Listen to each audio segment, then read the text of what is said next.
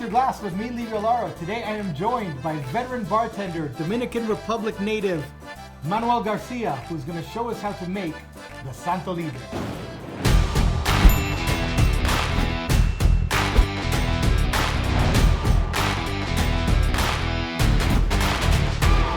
Manuel, thanks for coming on the show. Thanks for having me, my friend. Of course. You know, I've known you for many years. You're one of the most hospitable bartenders I have ever met. You're a Dominican Republic native, and you have some of those terms that you've passed down to the younger bartenders that I've really enjoyed, along the lines of make sure your guest leaves happier than when they walked in, or it's all about the guest, and you are 100% about service. One of the other terms that I really like, it didn't necessarily come from you, but I've heard it before, is that a Dominican always has two things: a smile on their face and enough money for rum. So, that's about it. Right? And so there's this really cool drink. I've traveled to the Dominican many, many times. So this drink to me hits home as well. So along those lines, why don't you show me how to make the Dominican Republic's national cocktail, Santo Libre? My pleasure. Very easy cocktail to make. Basically what we're going to be doing is we're going to be using some good rum, a little bit of lime soda, lime juice, and that is it. Made with everything that we do as Dominicans with a lot of passion. Even though it's simple, make it with passion. That's right, baby. Some ice. Okay.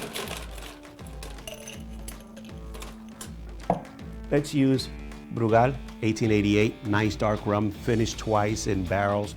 It's finished first in an American oak barrel and then finished off in a sherry cask. So it imparts a little bit of sweetness to the spirit. Wonderful. We're going to be using 2 ounces. Okay. You know why? Because we can. We sure can. There you go. Fantastic. About 1/4 ounce of lime juice. Okay. A little bit of acidity.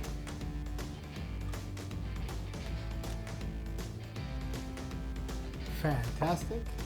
Top off with your favorite lemon lime soda. Okay. Is there a more popular one in Santo Domingo that you use, or is it all the same? Usually 7-Up. Usually so interesting. Give it a little stir, incorporate all the ingredients in the glass. Okay.